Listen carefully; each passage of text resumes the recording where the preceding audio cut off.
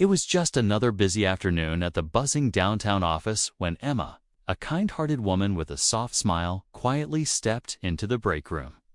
She was wearing a plain cardigan, hair pulled back, and carried herself in a way that made her almost invisible to the so-called elite crowd in the company. To them, she was just another face, no fancy title, no loud presence. Just a simple woman who did her work and stayed out of drama.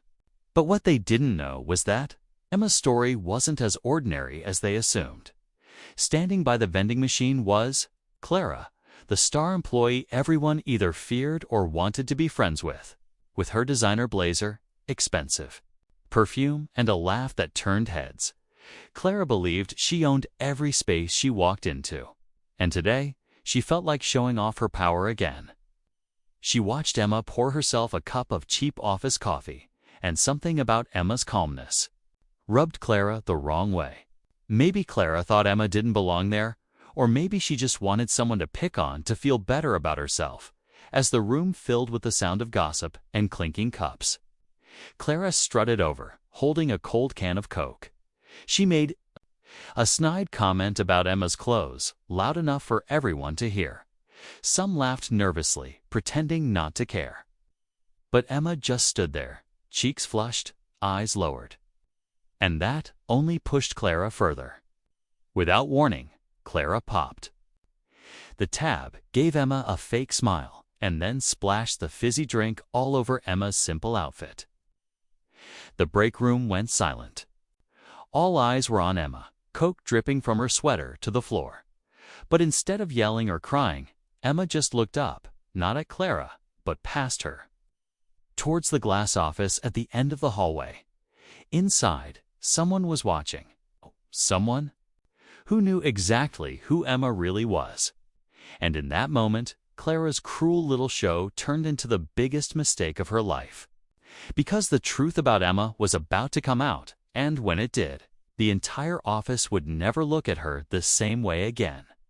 Emma could feel the sticky soda soaking through her cardigan, but her mind was somewhere else entirely. She could still see the shadow of the man in the glass office, David, the company's founder. He was a quiet man, always keeping a low profile, but people knew not to cross him. And they had no idea that the simple woman now wiping Coke off her sleeves was the same person who shared his mornings, his secrets, and his last name, Clara, still smirking, tossed the empty can into the trash like she'd won some kind of game. The others in the break room whispered under their breath, some glancing at Emma with pity, others too scared to speak up. No one dared to challenge Clara. Her connections, her sharp tongue, and her hunger to climb higher made her untouchable in their eyes. Or so she thought. Emma quietly stepped aside, grabbed a handful of napkins, and dabbed at her clothes. She didn't say a word. To Clara, this silence felt like weakness. But inside Emma's mind, old memories came rushing back. The sacrifices she and David made to build this company from nothing. The long nights they spent dreaming of a place where people would be respected for their work, not for how loud they were or what labels they wore. As Emma cleaned herself up, Clara leaned in and whispered something cruel, making sure no one else could hear. Emma looked at her, really looked at the designer watch. The perfect makeup, the fake confidence that hid so much fear underneath. She wondered how someone so talented could become so bitter. Across the room, David stepped away from the glass. He didn't storm out. He didn't yell. But his calm face said enough.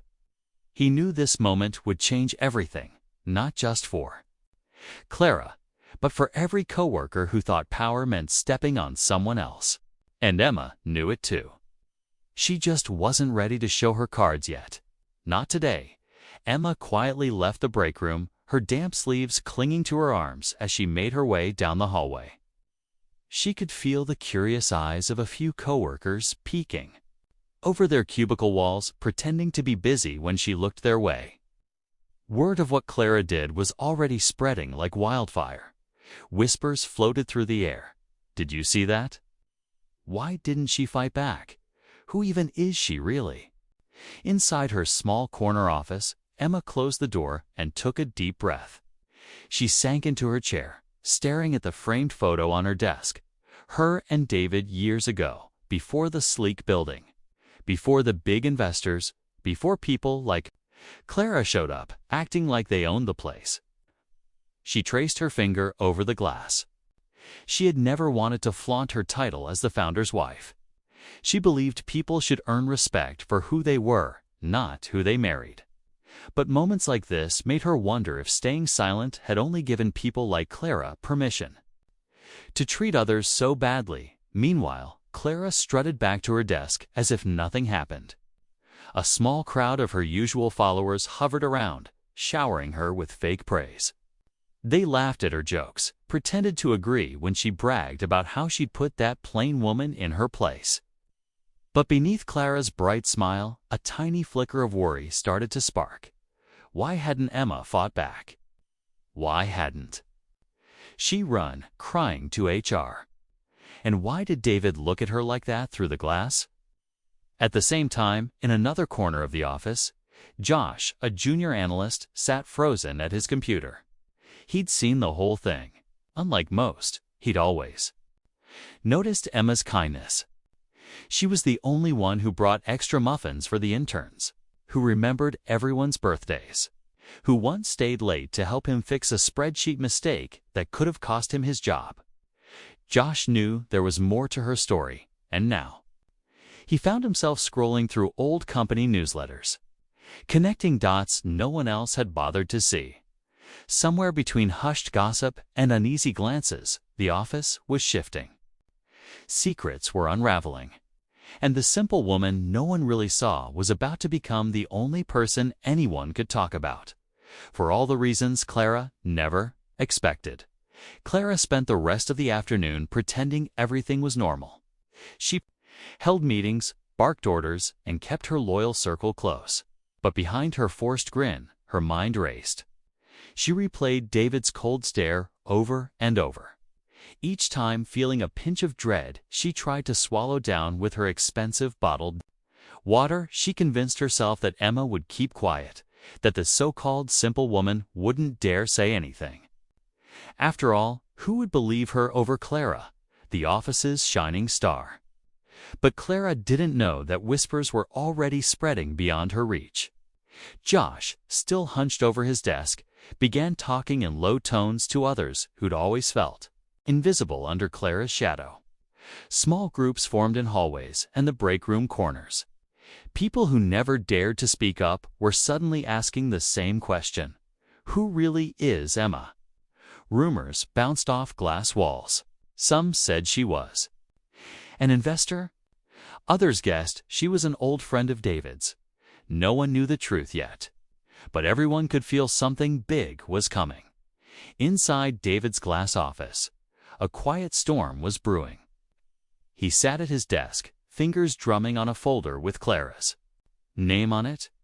Through the blinds, he could see Emma working at her computer as if nothing had happened, her damp cardigan draped over her chair to dry. He knew Emma well enough to recognize that calm look. It always meant she was planning something that would flip everything upside down, but in her own quiet way. Meanwhile, Clara's phone buzzed with nervous texts from coworkers trying to confirm the rumors. Spy. She snapped at them to mind their own business, but deep down, her pulse quickened. She could feel her grip slipping. Even her closest work friend, Michelle, avoided eye contact. The office felt different, colder, sharper. Every laugh sounded forced, every smile strained. Emma finally stood up, smoothing her blouse as she glanced at her phone. A single text from David: "It's time." She stepped out of her corner office, calm but determined, walking past Clara's desk without a word. Clara froze, her throat dry, pretending to type an email she couldn't even see. The break room incident had been hers to control, but what Emma carried now? The truth was far bigger than spilled Coke, and everyone in that shiny glass building was about to find out just how much power this simple woman really had. Emma didn't look back as she made her way down the hall. Her steps were steady, but her mind was racing. She could feel the eyes on her. The same people who had once looked through her now shifted nervously as she passed. She paused by David's office door. For a moment, they just looked at each other through the glass. No words were needed. He gave her the smallest nod, and she turned to face the open workspace where Clara sat surrounded by her loyal circle. All pretending to work, but clearly waiting for something to happen. Just as Emma opened her mouth to speak, the elevator doors at the end of the hall slid open with a soft chime. Everyone turned. Out stepped a man in a dark suit, someone no one expected to see at that hour. It was Mr. Grant, the regional director from the board, known for only showing up when big money or big problems were involved. He didn't smile or make small talk.